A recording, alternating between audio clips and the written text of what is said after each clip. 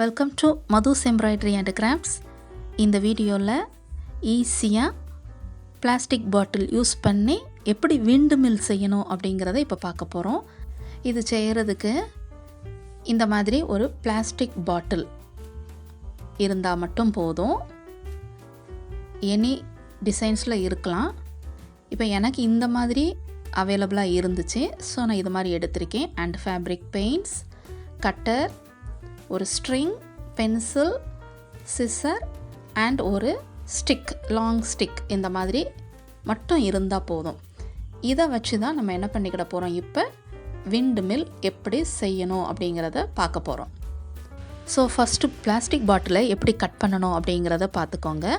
இப்போ நான் இந்த பாட்டிலில் இப்போ நான் காமிக்கிற இந்த இடத்துல ரவுண்ட் ஷேப்பாக அந்த இடத்துல கட்டர் யூஸ் பண்ணி கட் பண்ணிக்கிட போகிறேன். நீங்கள் நைஃப் இந்த மாதிரி ஷார்ப்பான டூல்ஸை வச்சு என்ன பண்ணிக்கிடலாம், கட் பண்ணிக்கிடலாம். இப்போ நான் கட்டர் வச்சு இந்த இடத்துல ஒரு கட் பண்ணி எடுத்துக்கிட போகிறேன். கட் பண்ணும்போது கொஞ்சம் கேர்ஃபுல்லாக கட் பண்ணிக்கோங்க. ஈஸியாக இருக்கும். பாட்டில் கட் பண்ணுறது ரொம்ப ஹார்டாலாம் இருக்காது. கொஞ்சம் ஸ்லோவாக கட் பண்ணிக்கிட்டோம்னா போதும். ஷேப் மட்டும் கரெக்டாக கட் பண்ணிக்கிடணும். அப் அண்ட் டவுன்ஸாக கட் பண்ணிடக்கூடாது. அந்த ஷேப் ஒன்று போல் கட் பண்ணி இந்த மாதிரி பிரித்து எடுத்துருங்க. இப்போ நமக்கு தேவையானது அந்த மேலே டாப்பில் இருக்கிறது மட்டும்தான், பாட்டிலில் மேலே அந்த டாப்பில் இருக்கிறது மட்டும்தான் நமக்கு இப்போ விண்ட்மில் செய்கிறதுக்கு வேணும். இப்போ நான் காமிக்கிற இந்த டிசைன் இருக்குது பாருங்கள், அதில் இந்த சென்டரில் தான் நான் இப்போ ஒரு கட் கொடுத்து தனியாக ரிமூவ் பண்ணிடக்கூடாது. அதை இன்பிட்வீன் அந்த டிசைனுக்கு சென்டரில் மட்டும் நான் ஒரு ஸ்லிட் மாதிரி கொடுத்து கட் பண்ணிக்கிட போகிறேன்.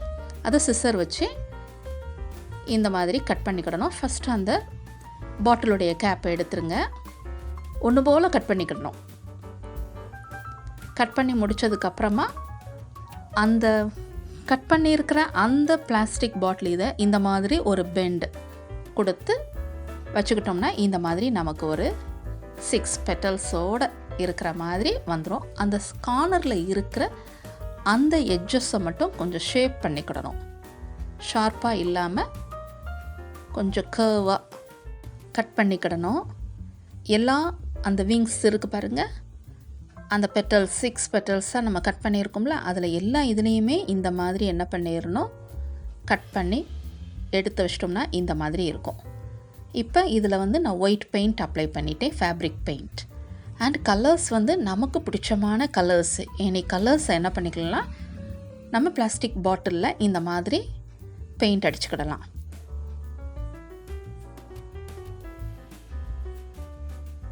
இந்த மாதிரி கலர்ஸ் எல்லாமே நம்ம ஃபினிஷ் பண்ணி முடித்ததுக்கப்புறமா இந்த மாதிரி இருக்கும். அது கொஞ்சம் ட்ரையாக விட்டுருங்க. இப்போ இந்த பாட்டிலுடைய கேப் இருக்குது பாருங்கள், அதை ரிமூவ் பண்ணிவிட்டு அதில் சென்டரில் இப்போ நான் காமிக்கிற இடத்துல நான் ஒரு ஹோல் போட்டிருக்கேன். இந்த ஹோல் வழியாக தான் நம்ம அந்த ஸ்ட்ரிங்கை நம்ம இன்சர்ட் பண்ணணும். ஸோ அதுக்கு அந்த ஸ்ட்ரிங் சைஸுக்கு ஏற்றாப்புல மட்டும் நீங்கள் போட்டுக்கோங்க. இப்போ நான் ஒரு சார்ட் பேப்பரில் பாட்டில் கேப்போடைய சர்க்கிளை ட்ரா பண்ணிவிட்டு இந்த சார்ட்டை ஒரு 1/4 இன்ச் போல் எக்ஸ்ட்ராவாக இந்த மாதிரி ரவுண்ட் ஷேப்பில் கட் பண்ணி எடுத்துக்கிட்டேன். அண்ட் அந்த சர்க்கிள் இன்னரில் ட்ரா பண்ணி இருக்கிற வரைக்கும் ஒரு ஸ்லிட் இந்த சர்க்கிளை சுற்றி அங்கங்கே கொடுத்து வச்சுக்கிட போகிறேன். எதுக்காக இந்த ஸ்லிட் மாதிரி இப்படி கொடுக்குறோம் அப்படின்னோம்னா, இதை நம்ம இப்படி ஒரு ஃபோல்டு கொடுத்து வச்சுக்கிட்டோம் அப்படின்னோம்னா அந்த விண்ட்மில்லை எங்கே நோக்கில் ஃபிக்ஸ் பண்ணணுங்கிறத நெக்ஸ்ட்டு நான் சொல்கிறேன். இதை மட்டும் ஃபஸ்ட்டு ரெடி பண்ணிக்கோங்க. இந்த சார்ட் பேப்பரில் இந்த மாதிரி ஃபோல்டு கொடுத்து தனியாக வச்சுக்கோங்க. அண்ட் அனதர் ஒரு 2 சர்க்கிள் பாட்டில் கேப் சைஸ் அளவுக்கே என்ன பண்ணிக்கிடலாம், ட்ரா பண்ணி அதையும் கட் பண்ணி எடுத்து வச்சிடணும்.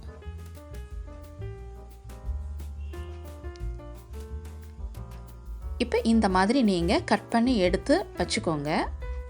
நெக்ஸ்ட் நம்ம ஃபஸ்ட்டு கட் பண்ணியிருக்கோம் பாருங்கள், இதை அந்த விண்ட்மில்லை நான் இப்போ காமிக்கிற இந்த இடத்துல ஃபேப்ரிக் க்ளூ இந்த மாதிரி நல்லா ஃபாஸ்ட்டாக ஃபிக்ஸ் பண்ணக்கூடிய அளவுக்குள்ள க்ளூவை அப்ளை பண்ணிவிட்டு அந்த ஃபோல்டு கொடுத்து ஒரு எக்ஸ்ட்ராவாக சர்க்கிள் ட்ரா பண்ணி அந்த ஃபோல்டு கொடுத்து வச்சுருக்கோம் பாருங்கள், அதை அந்த இடத்துல ஃபிக்ஸ் பண்ணிக்கிடணும். இப்போ இப்போ நான் வந்து ஃபேப்ரிக் க்ளூவே கொடுத்துக்கிறேன். கொடுத்துட்டு இந்த மாதிரி இந்த பீஸை வந்து அதில் ஃபிக்ஸ் பண்ணிடுங்க. அந்த க்ளூவில் அது நல்லா என்ன செஞ்சுக்கிடும், அந்த ஸ்பேஸில் போய் அது கவர்ட் ஆயிரும். தென் 2 சர்க்கிள்ஸ் நம்ம வந்து எடுத்து வச்சுருந்தோம்ல, அதையும் அதுக்கு மேலாப்லையே ஃபிக்ஸ் பண்ணிக்கோங்க. அப்போ ஒரு திக்னஸ் அந்த இடத்துல நமக்கு வந்து சார்ட் கிடச்சிக்கிடும்.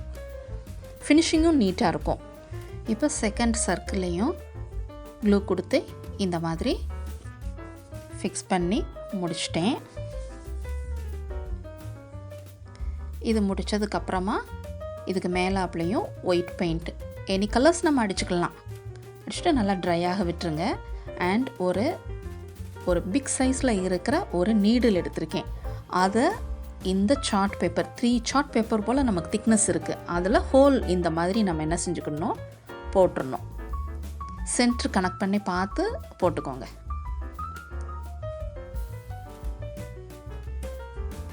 ரொம்ப பெருசாகவும் போட்டுறக்கூடாது அண்ட் ரொம்ப டைட்டாக சின்னதாகவும் போட்டுறக்கூடாது. ரொம்ப சின்னதாக போட்டோம் அப்படின்னோம்னா அந்த ஸ்ட்ரிங் நம்ம இன்சர்ட் பண்ணும்போது விண்ட் மில் சரியாக சுற்றாது. ஸோ நம்ம ஒரே அளவாக கரெக்டாக பார்த்து போட்டுக்கணும். ஃபஸ்ட்டு இப்படி செக் பண்ணிக்கோங்க, நம்ம அந்த ஸ்ட்ரிங்கை விட்டுட்டு அது ஈஸியாக சுற்றுதா அப்படின்னு பார்த்துக்கோங்க. அண்ட் அந்த ஸ்ட்ரிங்கை இந்த மாதிரி விட்டுட்டு பாட்டில் கேப்பையும் இந்த மாதிரி க்ளோஸ் பண்ணி முடிச்சுக்கிடணும். நமக்கு ஃப்ரீயாக சுற்றணும் அது வந்து அந்த ஸ்ட்ரிங் கொடுத்ததுக்கப்புறம். அண்ட் அந்த ஸ்ட்ரிங்கோட எண்டில் வந்து ஒரு ஸ்மால் சைஸில் ஒரு பீடு வந்து அதில் ஃபிக்ஸ் பண்ணிக்கிட போகிறேன். ஸோ ஃபேப்ரிக் க்ளூ அதில் அப்ளை பண்ணியிருக்கேன். அதில் நீங்கள் அந்த பீடு ஹோலில் கரெக்டாக வச்சு ஃபிக்ஸ் பண்ணி விட்டுருங்க. அது கொஞ்சம் நேரம் நல்லா ட்ரை ஆகிரட்டும். ஆன பிறகு நெக்ஸ்ட் நம்ம இப்போ பார்க்க போகிறது கண்டிப்பாக என்ன வேணும், நமக்கு ஒரு ஸ்டிக் வேணும். ஸோ நான் அதை வந்து எடுத்திருக்கேன். அதில் இந்த மாதிரி ஹோல் போட்டுக்கோங்க. அதுலேயே நமக்கு ஸ்ட்ரிங் மட்டும்தான் இன்சர்ட் பண்ணக்கூடிய அளவுக்கு ஹோல் இருந்தால் போதும். இந்த மாதிரி ஹோல் போட்டுட்டு அந்த விண்ட் மில் செஞ்சுருக்கிற அந்த ஸ்ட்ரிங் இன்சர்ட் பண்ணியிருக்கோம் பாருங்கள், அதை இந்த ஹோல் வழியாக கரெக்டாக இன்சர்ட் பண்ணிவிட்டு நம்ம நல்லா கொஞ்சம் டைட் கொடுத்து ரிமூவ் ஆகாமல் பார்த்துக்கிடணும். இந்த மாதிரி இப்போ இன்சர்ட் பண்ணிவிட்டு கொஞ்சம் ஸ்லோவாக செஞ்சுக்கோங்க. விண்ட் மில்லோடைய அந்த விங்ஸும் என்ன பண்ணிடக்கூடாது, பெண்ட் ஆகிடக்கூடாது. நான் இப்போ இந்த ஸ்டிக்குக்கும் அந்த விண்ட் மில்லுக்கும் நடுவில் கேப் கொஞ்சமாக இருக்கணும். ரொம்ப டைட்டாக இந்த ஸ்ட்ரிங்கை போட்டு என்ன பண்ணிடக்கூடாது, டைட் கொடுத்து ஃபிக்ஸ் பண்ணிடக்கூடாது.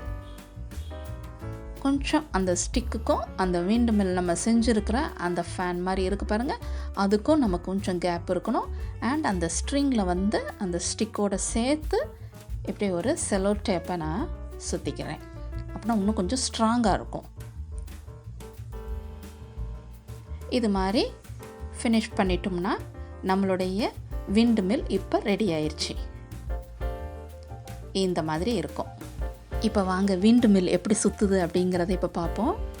விண்ட் எந்த டைரக்ஷன்லாம் நமக்கு ஸ்பீடாக கிடைக்குமோ அந்தந்த டைரக்ஷனில் இந்த விண்ட் மில் வந்து நமக்கு ஃபாஸ்ட்டாக இந்த மாதிரி சுற்ற ஆரம்பிச்சிடும்.